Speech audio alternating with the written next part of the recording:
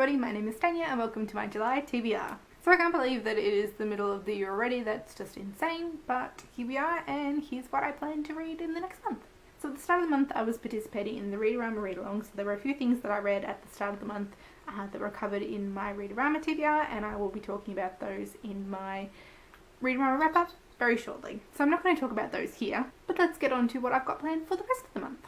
So my Agatha Christie for the month is Towards Zero, which is one that I have not read yet. This is one without one of her regular detectives, but it does have Superintendent Petal, which does kind of pop up along in a few, both with her regular detectives and in stories of his own. This is one of those, and I am looking forward to getting into it. I basically know nothing about it, but obviously it's got something to do with tennis. I've got a number of buddy reads planned this month. The first one is something that I have started already, and that is The Crimson Petal and the White by Michelle Faber. I'm reading this with a wonderful group of lovely ladies, which I will link down below, and I am really enjoying this one so far. So I've read the first part, so I'm 120 odd pages in. This one is set in Victorian London and is kind of following the seedy underbelly and very much focused on the world of prostitution, and it is fantastic so far. The next buddy read that I have planned with a slightly different group of lovely ladies, who I again will link down in the description, is Bonjour, Tristesse by Francoise Sagan, and I don't really know all that much about this one except it was put up as a buddy read and I wanted to read it. It's a very small little book and it is on the 1,000 books you must read before you die list, which is basically enough for me to pick it up. But it sounds very interesting as well and was considered very scandalous in the 1950s when it was first published. The next buddy read I've got planned is The Fair Fight by Anna Freeman, and this will be with Caitlin from Kitty G and Yamini from The Skeptical Reader, and I'm really looking forward to this one. I've heard a lot of good things on BookTube lately about it, so I'm definitely happy to be jumping on the bandwagon for this one. This is kind of back into the world of prostitution and brothels, and also female fist fighting, which, again, need I say more? And the cover of this one is so wonderful, and yeah, I'm really glad that I pushed to pick this one up. Then I've got The Bloody Chamber by Angela Carter, which I'm going to be buddy reading with Eleanor from Eleanor Reads Books. This one is a short story collection, and I'm really looking forward to it. I've read a couple of books by Angela Carter, but I've been meaning to get to this one for a very long time, so I'm really looking forward to picking this one up with Eleanor. And this is a collection of kind of dark fairy tale retellings, so... And then something that I haven't officially signed up for at this stage, but I'm hoping I can also get to, is a buddy read that's happening with the BookTube Reading Buddies this month, and that is Snow Crash by Neil Stevenson. I really want to get to this one because he's one of Jane from Yes Miss Jane's absolute favourite authors. She raves about him all the time, and I had asked her where I should start, and because of the buddy read happening this month, she thought that Snow Crash would be a really great place to start. And this is kind of a cyberpunk sci-fi book that follows the main character, hero protagonist, which I think is fantastic. Admittedly, that is hero H-I-R-O, but still, hero protagonist.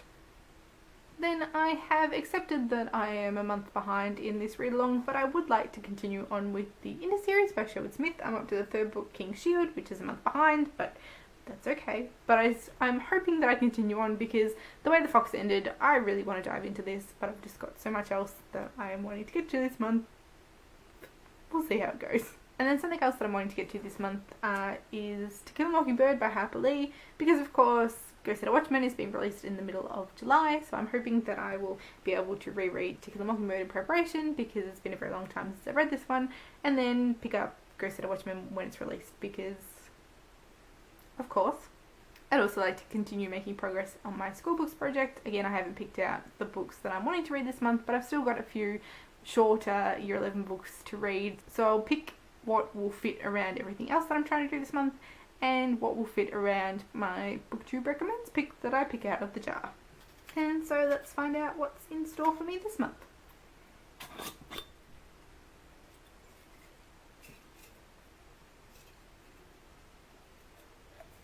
I have this one, and it is...